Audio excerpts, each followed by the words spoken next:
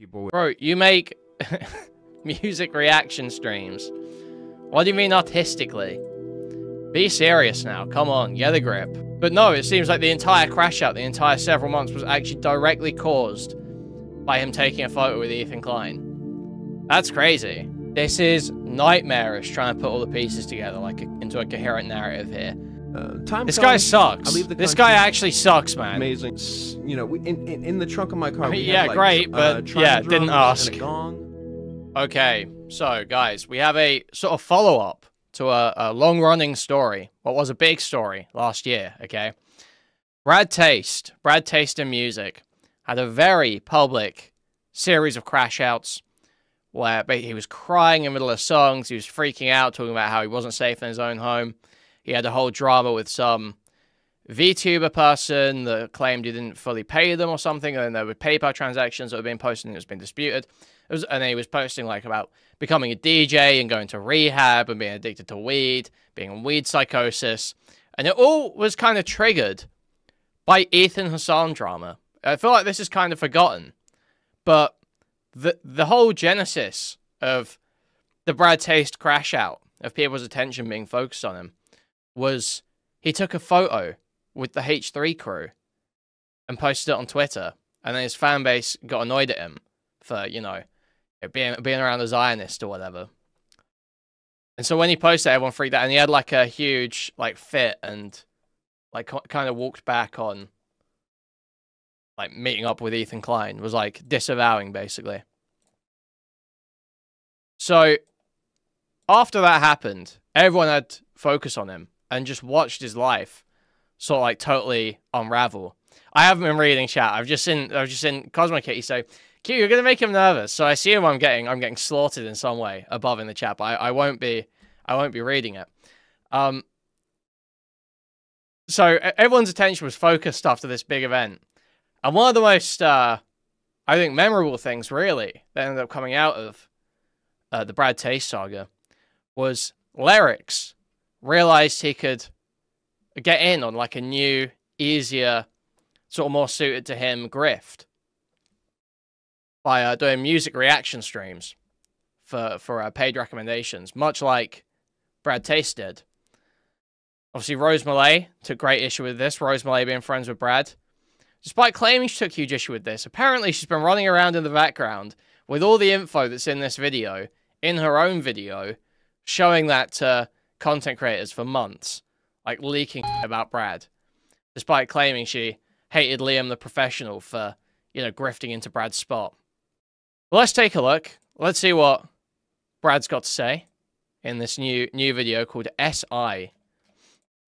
So I want to try to explain to you guys what's going on through my head, because it's pretty interesting.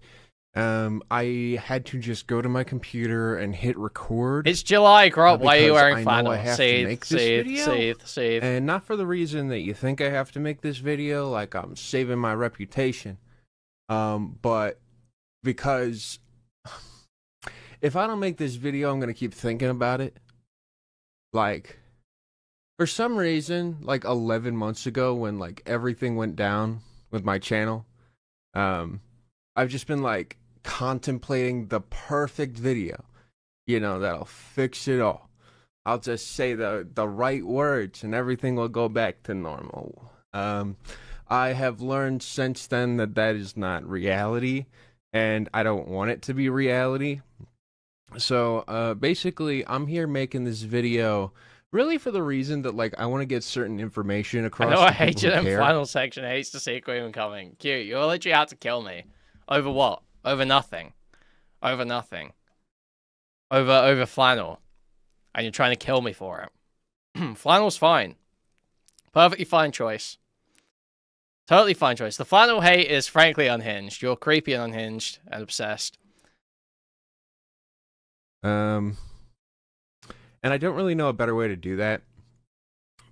You know, realistically, like, yes, I would love for this video to, like, yeah, make it so that, like, it's easy for me to just return, you know, go back to normal, what I was doing before, you know? But the reality is I could do that anyway. Okay, get to the point, man. Get to the I'm fucking in a point. good spot right now where artistically I'm confident enough in myself to Artistically. where if I started making content, I believe that people would... Bro, you make music reaction streams. What do you mean artistically? Be serious now. Come on, get a grip. would enjoy it enough to basically just assume on their own that I'm doing good. I really don't need a video telling them I'm doing good, you know, for them to understand it. Like, I could just go the sneaky underground, you know, mysterious artist route that, like, honestly, I've seen everybody do. Everybody's doing it. But I decided no. So, despite how much I really am struggling, let's talk. All right, let's start from the beginning of, like, where things went wrong. I went to a show. It was a live show in California. It was Ethan Klein and Hila Klein performing. I had backstage passes. Hila Klein performing? That seems cruel. I related a lot to them, especially Hila, with her struggles with being Jewish right now, and like how like it's. How do I say this? See, it's like even now, like I don't want to fucking talk about it. Like I really don't. You know, very neurotic guy. But we said this before. What I want you to understand. Apparently, Deep posting pictures of Dasher in his subreddit that didn't save this guy's mind from JN. Is that like my horrible response to this whole situation is a long-term thing, or like is the result of a lot of stuff, you know? It's like the moment where things snap. This was the birth of this was the birth of saying JN. It was Brad. It was Brad. Brad was the first observed case of JN. Where it's like everything went wrong, basically. So like at this time, you know, like I post a picture that I have with me, some friends. Except he's not. It's probably actually Ethan, but he, unfortunately, due to their meeting, you know, my fiance Ethan and Hila Klein, and basically, okay, I'm not. I don't want to address questions about shaving, but yes, I shave. Yes. I have to shave every day, otherwise I get an awful, you know, like fucking thin, awful fucking little patchy moustache and shit. It's not good, okay? It's not good. So yes, I do shave. Yes, I have to shave like every fucking day, okay? I was like, yeah, I could post that. It's great. You know, I didn't think it would be a statement. It was really stupid of me, because of course it's a statement. It's Ethan and Hila Klein. But I wasn't really ready for war. I wanted to back out. So like I basically just went against them and said, "You know what? I need to back out. I can't do this. You know, this is too hot." And then everyone called me a pussy. The chat is just distracting. I mean, to be fair, like funny. I kind of was, but also at the same time, I thought that my choice was understandable. Like, I had a family to take care of, you know? Like, I didn't want this to become my life. The problem is, it wasn't that easy to get out. So, yeah. You know, people are talking about it. I'm a hot topic. And my partner is freaking out because she's involved. You know, she's a part of the whole equation. And I start trying to, you know, say things to fix it.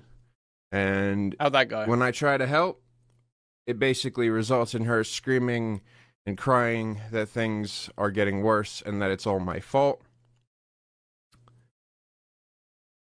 That means you're winning, Brad. So I'm trying to... Wow, this guy seems so much more put together now. Wow. Guys, don't you notice this guy seems so much more put together now? He's really taken the time off to, you know, recover, get his mental state together, get his words in order, know what he's going to say, know how he's going to go about addressing this. Wow. Wow, I'm impressed. Right, you don't see success cases like this very often online. Job. Because I'm paying her a ridiculous amount of money, like $5,000 a month. to basically do nothing. And I'm gonna be honest with you guys. I don't have a problem with that. Like, if I like paying her $5,000 a month so she could, you know, lay around, smoke weed on the couch and be happy, great, you know. But I don't think that she really respected me. I don't think she saw things in me that were like important for her to see. So it went really bad. Okay. Like, as soon as the picture was posted, it became me. So, dude, literally, the picture with Ethan Klein ruined this guy's whole fucking relationship. That's crazy. I was kind of like almost tongue-in-cheek. Like, I'm sure, you know, it wasn't directly caused by Ethan Klein being in drama. But no, it seems like the entire crash out, the entire several months, was actually directly caused by him taking a photo with Ethan Klein. That's crazy. That's crazy. Panicking, trying to fix it, and her basically getting angry at me trying to fix it. I'd say that everything reached an apex when she recorded Maury Calliope me killed in Brad, my actually. house, yelling at her through the door. But didn't Brad say, 1 minute. Is this a legit theory? Not this one. We need the updated version. What do you think of the redo? Did he say the redo was better? Then we can see if the theory's legit or not. Unless he took that one down because it was with that VTuber freak, did he? He might have. Dude, it might be over. We can't see Brad's reaction to the updated version of Sneaking because he took it down because it was a co-react with that trans VTuber accused him of scamming. That's fucked up. I was fucking pissed. I was just like mad because I'm trying to fucking figure everything out in like an impossible situation. You know, trying to get things back to normal so that like we can live I have a normal larger fucking mugs. life. It's an espresso cup. And okay? She repays me. Quit hating. By recording me in my house. So much hate in the knowledge. chat today. So much snark in the chat. She sends it to very my deranged. Parents. She sends it to friends. She sends it to people who are associated with Hive Mind. Yeah, and it's the biggest betrayal I've ever felt. So what's he saying here? Recording me in my house. She repays me by recording me in my house without my knowledge. She sends it to my parents. She sends it to friends. She sends it to people who are associated with Hive Mind. Yeah, and it's the biggest betrayal I've ever felt. Okay, well, really, what was in the recording? That's my immediate question, right? Was she just recording you for the sake of recording you, or was it there was some kind of domestic dispute occurring, and she started recording because you were acting crazy? Like, which one is it? Violated. But, like, she couldn't hear that because she looked up that it was legal to do that, you know, to, like, record me in that state. And because it was legal, it was moral to do that, you know? But, like... Well, it just depends what she was recording. You know, like, at that point, I was done with her. Like, at that point, I was like, this is fucked up. Like, I'm doing everything I can in this situation to make things work. I love you. I will say, sending it to some fucking YouTube channel is probably not good. But we're not going to be a good match. Like, what their relationship, I mean, not Brad and so, yeah. Cousins. I believe maybe like a week later, I was streaming. When I said, I remember I was like doing a stream and then I left. I go to the kitchen.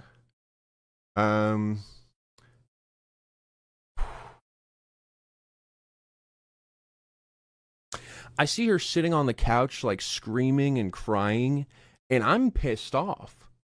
Like, because like I'm trying to focus, you know? Yeah, it violates your trust, obviously, but if you're like beating the fuck out of her, then that's probably a pretty good reason to record, right? Not saying that's what happened, obviously. but we wouldn't really, if Brad got on and said, oh, she violated my trust, and it turned out the recording is of him, like, fucking beating her over the head with a crowbar. It's like, okay, well, yeah, it should violate your trust, but why don't we care about your fucking trust in that instance? Done. And it felt like she was interrupting that. Now, here's the thing. What I want you to understand out of all of this, and remember how I said that it was all like, you know, it wasn't just this scenario happening, that this was like a long-term effect? Well, I was so obsessed with my work. I became like completely locked into that. To the point of where she has told me that she felt completely invisible in the relationship. Yeah, my response to her crying was screaming at her, which was bad, but my justification was, I am streaming right now. I can't have you, like, screaming and crying, like, in the house. You know, I told her to go basically stay with her mother, who lived, like, 5 minutes away. Instead of doing that, she got me kicked. Okay, so I'm like doing this thing where I'm like, you need to go to your mom's house. And she's like, you know, fuck you, this is my house too. And I'm like, I pay all the bills. This is all important. This is all important. Trust me. I pay the bills for this entire place. You know, like, I'm keeping it up. You don't contribute shit to the equation. Get out. She calls the cops on me, and they have me arrested for domestic violence. That is really where the story all starts. Like, okay, well, okay, I feel like I'm missing parts here. To the equation, get out. She calls the cops on me, and they have me arrested for domestic violence. That is really where the story all starts. Like, you know, I'm in a jail. Well, I've heard rumor that some people might be attempting to get hold of any documents that might be available, or material such as body cams or anything like that. There might be around. I've heard people might be trying to get their hands on that. So I mean, we'll see. So this was like literally. There's like a clip of me that's like me talking about how I don't feel safe in my home. And then, like, an hour later, I'm in jail. You know? Okay, so after that big stream where he's freaking the fuck out and says he feels safe in his home, he's in prison. He's in jail. Not prison, jail that night. Okay, that's crazy. That's awesome. Huge, huge stuff happening in Brad's life. It's crazy. And I don't want to fucking say any of this. I don't want to talk about this. It makes me look bad. Uh-huh. But I'm also now realizing that I don't really care, because that's what happened. Those are, you know, that's what I did. These are the choices I made. Anyways, yeah, so once that happens, the relationship is over. I'm just like, yeah. So, you know, I moved back home, and I go to rehab, because, like, something's wrong. Uh-huh. You know? Like, all of this is happening, and just, I don't understand it. Rehab is okay, you know? I learned a few things. You know, like, in 5 months of being there, like, yeah, you know, there was stuff that was helpful. But, man, I felt so betrayed. She basically took... like, she moved to Detroit. And here's kind of where it gets... Dude, this guy tells stories like a fucking woman. This is nightmarish, trying to put all the pieces together like into a coherent narrative here. It's like he keeps going back and forth. He keeps, like, jumping onto little side tangents. So fucking annoying. Just tell us what happened, Brad. Me? Because it's one thing, like, losing your partner. It's another thing, like, with losing hive mind. Like... the fact that, like, these two things were so connected, I almost killed myself over it. like, I had this, and I had pills. However, good news is this happened. What are we doing here, man? 3 months ago, and there's this much alcohol in the bottle. It means something went well.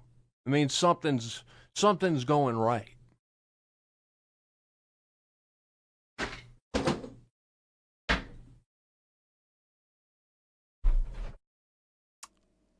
Let's talk about hive mind.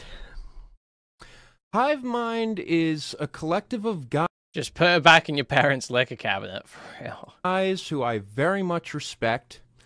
So true. But Riley's a diva, and Graydon's a brute. Here's the thing, though. That just makes me like them more, because they're very human. In fact, I think that, like, their flaws are the things that really, attracted me to them. What really made me, like, interested in them as people. What made me connect with them on, like, a much deeper level. So, the fact that, like, my ex moves to Detroit, like, around all these, like, hive mind people, and then starts, like, dating Graydon's roommate, and, like, Riley leaves me on red, and it's just like, wow. It's just like, wow, descriptive. I really love the people at Hive Mind still. Like, it's just like, wow. In case you don't know who Hive Mind is, I collaborated Thank with you, them. Brad. They're like a pretty big channel, but just, they did to me what they did to Nick Is Not Green. I remember when I was there. Relevant.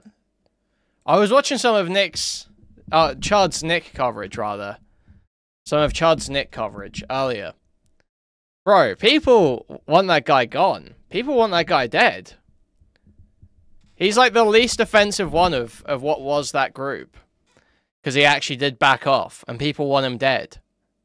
It's crazy. It's crazy.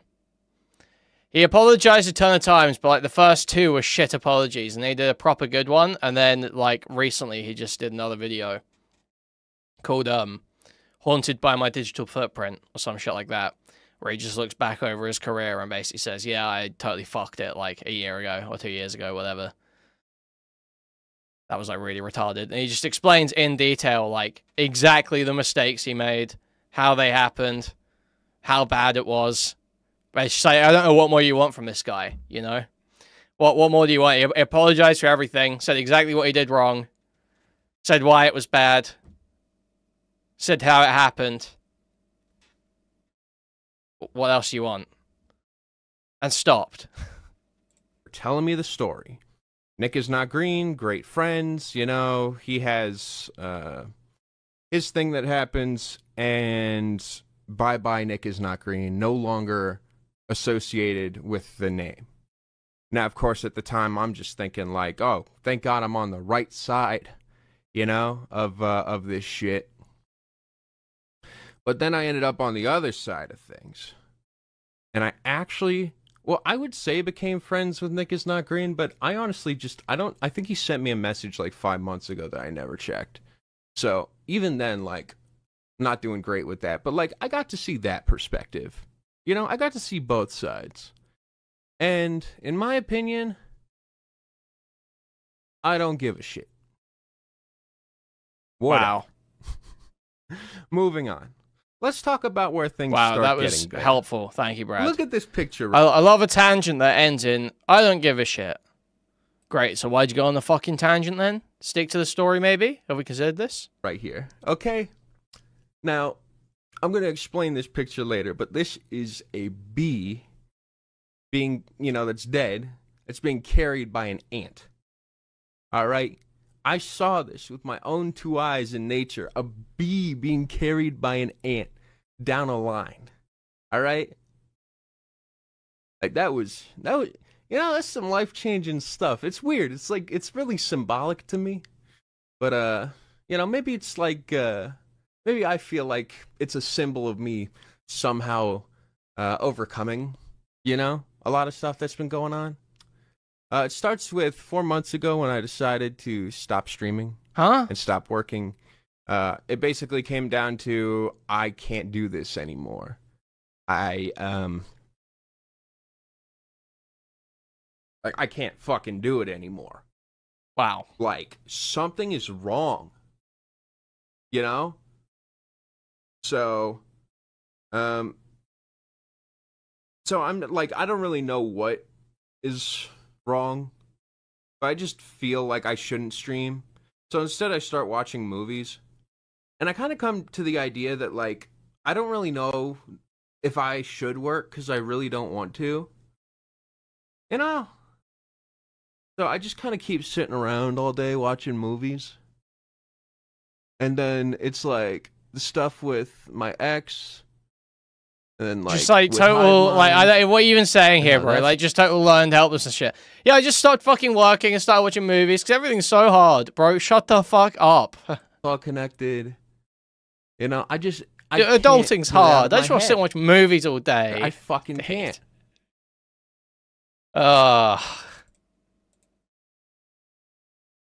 It's like, no matter what I do. Bro, you're straight. Not only are you a streamer for a living, you're a streamer whose content is taking paid suggestions to just sit there, listen to music, and bob your fucking head. Okay? That's your job. Just fire up a live stream and bob your fucking head. Okay, dude? That's all anyone wants to fucking see from you. How hard is that? Seriously. How fucking hard can that be? But instead, you're sitting there watching The Raid 2. You're laying in bed watching 3 Billboards. You're laying in bed watching Blade Runner 2049. You're laying in bed watching Finding Nemo. You're watching Shark Tale. You're in bed watching Shark Tale for the 35th time. And you could be just, like, on stream, collecting free money for listening to music. That's, like my ex leaving to go and, like, be a part of Hive Mind and fuck Graydon's roommate, you Joby, know? How can you even begin to mirror emoji me when I am live, like, I do, like, 8 or 9 days in a row, then take 1 day off? How can you even begin to mirror emoji me? Like, yeah. Well, I wasn't taking it so well. So, just thinking every day how I was going to kill myself, and then eventually came up with drinking and pills.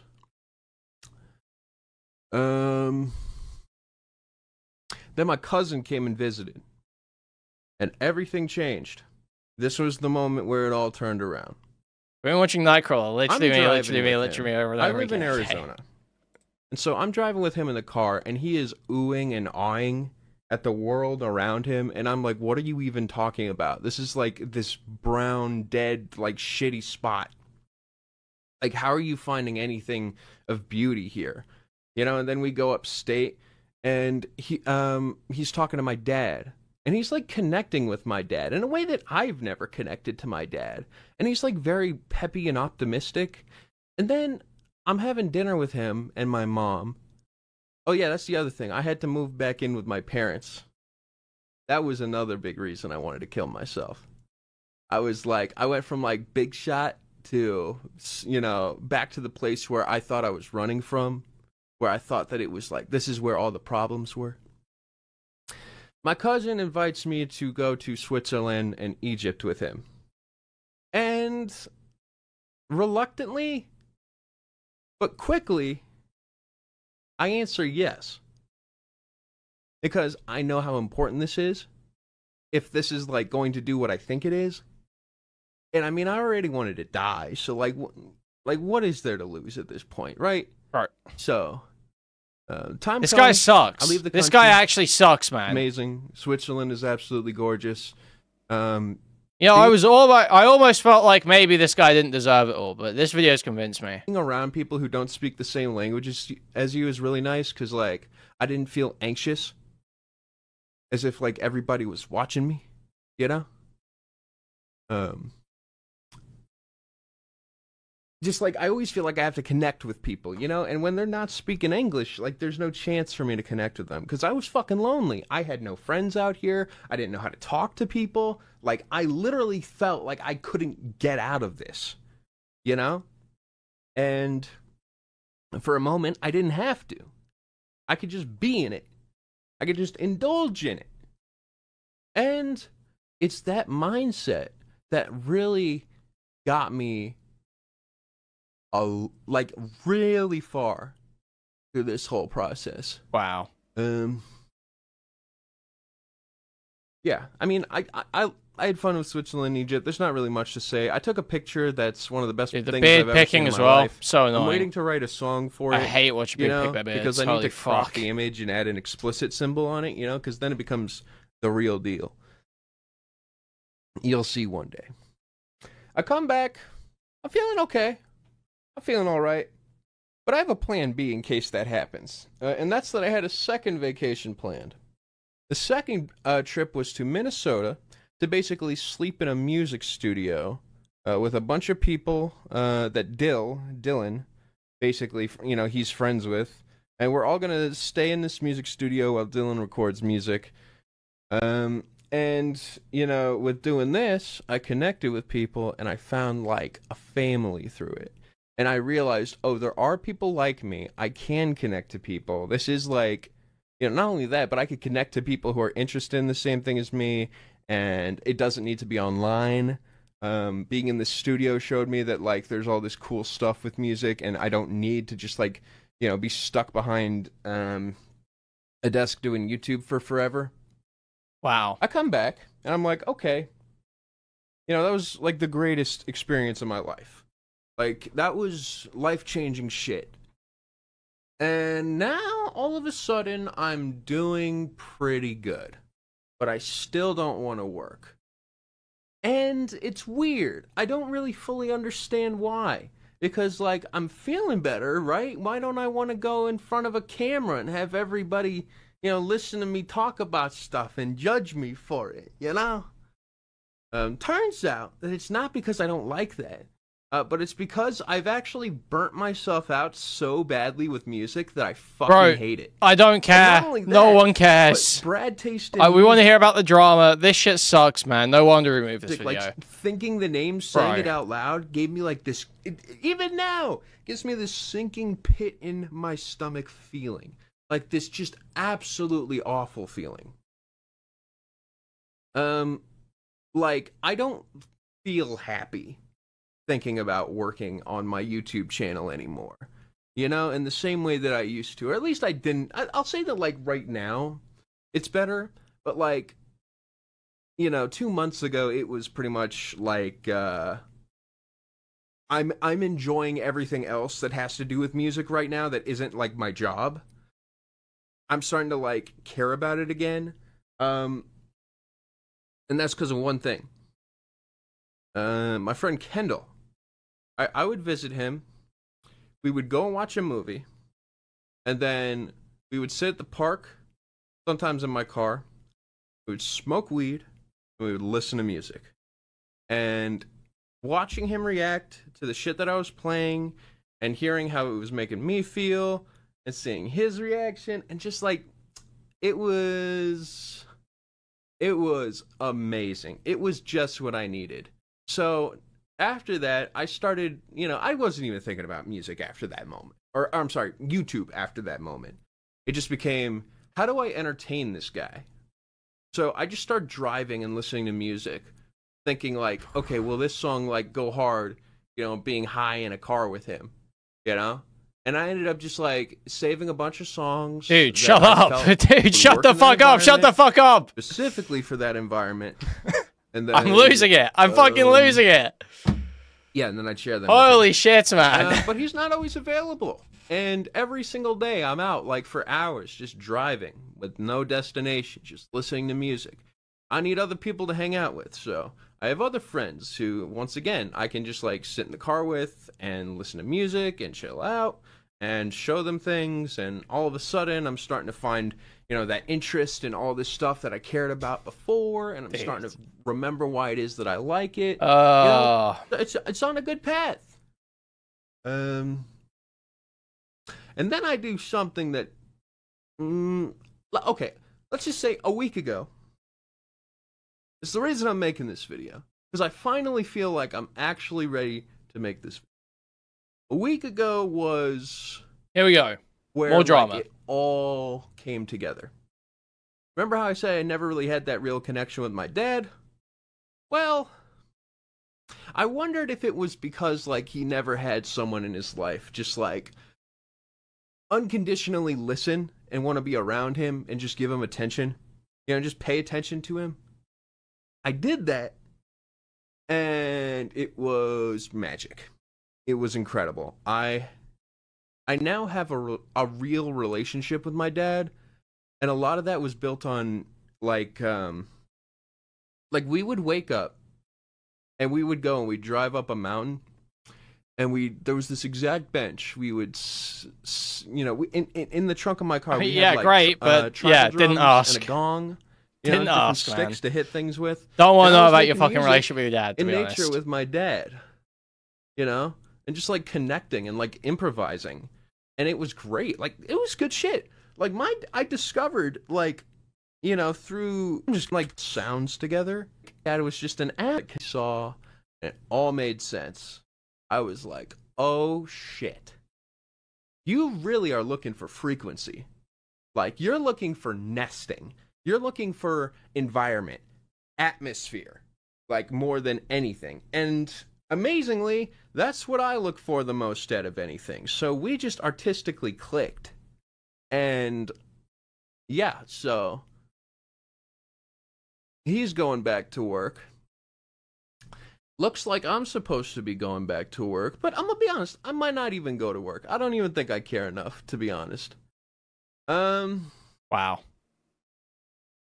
Brave. Yeah, especially if I post this brave video, stuff. I'm definitely, I don't know what the hell I'm doing. All right, let's think. What have I not mentioned yet? There are many members of the community who've given a lot to this channel who've received absolutely nothing in return. Not even like acknowledge that they feel. We don't care. Mutiny. That is try. Okay, that seems like about it. So we've got updates to this story, guys. Huge updates to this story. Huge updates. So Tina here, who is, I believe, this is Brad's ex account, right? She says, I'm sifting through the many notes, audio recordings, and screenshots I have dating back to 2019. I'm not sure how much I want to share, if any. Please understand I spent 5 years with this person. He was paying me to work with/for him for less than 2 years of that. I didn't want him to hurt himself, and I didn't want to get into legal trouble. I've been silent for the past year because I wanted to see him get better. I desperately wanted to move forward with my life after spending half of my 20s being abused. It's clear he still wants to punish me for the consequences of his own actions. This is not a new thing for me, as he did this the entire length of our relationship. Almost 6 years of trying my hardest to protect him despite the abuse. I just don't have it in me anymore. I'm not a public person, never have been. I'm trying to handle things in the best way that I can. Right now, I just need time to figure out the best way to move forward. I don't have anything compiled or prepared, because revisiting it is incredibly triggering. Thanks to everyone who has reached out with words of support. I have no doubts about what I went through, as I have undeniable evidence of it, and have discussed it extensively in therapy and with close friends. I don't really need strangers to believe me. I'm in a much better spot in my life right now, surrounded by wonderful people who do not mistreat me. At this point, I'm more interested in spreading awareness and validating the experiences of people who have gone through similar things without that support I'm so lucky to have. If anyone reading this can relate to anything that's been discussed or shared so far, please know you're not alone. The way out, DV hotline, blah, blah, blah, blah, blah. Wow. So, Brad's girlfriend claiming... Look at the tweet before this one on her feed. Brad's girlfriend claiming is not all as it seems, that Brad is spinning a story. Look at the tweet before this. Might be time to deplatform my abuser. Give me some time, though. Honestly, he's doing a pretty good job of deplatforming himself. Okay. Jesus. Trying to kill him. So I assume nothing's been posted yet. I was just looking, but it looks like no. Interesting, interesting. Very interesting. I mean, that's still not a whole lot to go off of. Okay. Well, both being vague. Inconclusive. We'll wait for more, I guess. Paraka made a statement too, but it's kind of nothing. Yeah, I don't think that Paraka retard has anything interesting to say, to be honest. But hey. He does say he's incredibly self-destructive. He is. He is incredibly self-destructive, 100%.